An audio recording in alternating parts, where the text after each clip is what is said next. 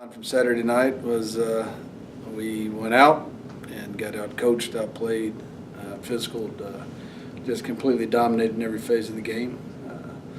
There is nothing else that I can say that can make it any more clear. We got to do a better job of getting the team ready to play. I thought they were ready, but and we weren't as prepared, or didn't take them. Take the game as like we should have, and that's what happens. And so we met on it, watched film, and met on it this morning, and got some things ironed out, and we are moving on to the next game, which is Commerce. Yeah, not an easy game to try to bounce back at. Can you just kind of preview that a little bit for us? It's not an easy opponent at all, but I like going up against somebody like this team, like Commerce.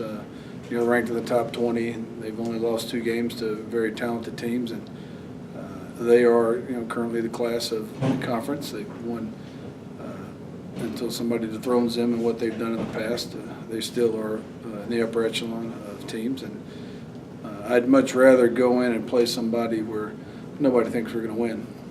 Everybody is kind of thinks that we folded the tent. We haven't.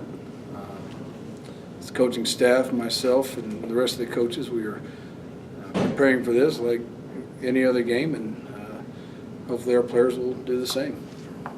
Coach, how will your run game change now that Duke Carter's out?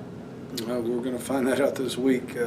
Marshawn Brown and Brandon Blair and Colin Bailey will pick up the load, and instead of being a one-headed monster, it'll be a three-headed monster. And we'll have to see how they can respond. But we've also got to create holes for them, just like we created holes for Duke. And teams have been, stopping the run and loading the box up on us, and we haven't done a good job of executing what the play is being called. And on the holes there, we got hit it and got hit it a little bit harder and faster than we did with Marshawn in there the other night. I think it's fourth straight game that you guys have at least gotten a hand on a punt. Talk about just kind of that team and how they're at least continuing.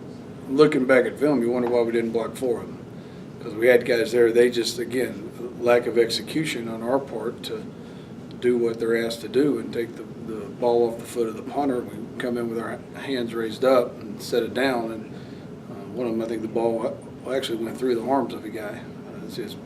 So we've got to fix those little things. It was a mixture of little things that all came together at once. Lack of attention to details is what I like to call it, that we're going to focus back on. And I told the team this morning, that starts with me. If everybody gets complacent when you're winning and you let things slide, and I did that, but what did we do to get to this point, to win those 4 games?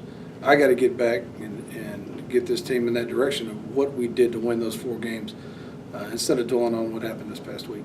You were coming off probably your most consistent game on offense the previous week. Is that the most frustrating thing you saw this week, was the inability of the offense to get going at all? Everything was frustrating.